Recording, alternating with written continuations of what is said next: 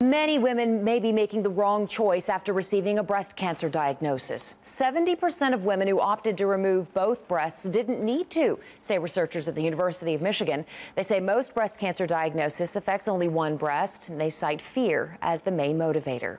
More women are opting for double mastectomies before they ever get cancer. Andrea Lucia spoke with one woman about the difficult choice she made and if she would make it again. Rachel Eden Luke has never had cancer. She's undergone multiple surgeries to make sure she never does.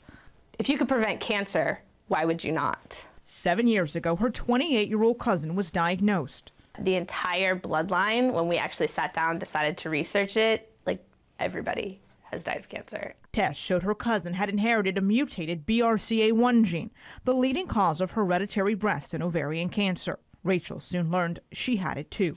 To just hear that you're in the 80% plus range of you're going to get cancer, that makes you stop and evaluate how much you want to live, or, and what you can do to prevent it. At 25, Rachel had her first surgery, a double mastectomy.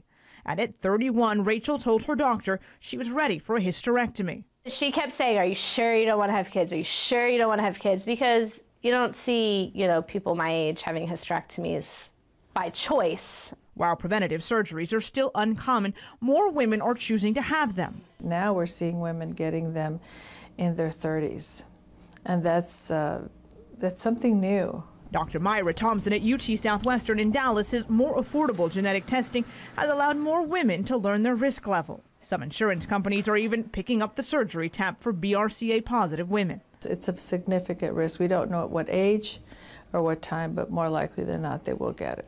If you think you have a high risk in your family, you really should get tested. Rachel warns it wasn't easy. Do you regret it at all? No, I don't. It was hard. It was the most difficult thing I've ever had to overcome, but I would do it again in a heartbeat. The alternative to her was far worse. It has definitely saved my life in some capacity. Andrea Lucia, CBS 11 News. Now, Rachel suffered complications in surgery and experienced mood swings. Health officials recommend women gather as much information as possible before deciding on surgery.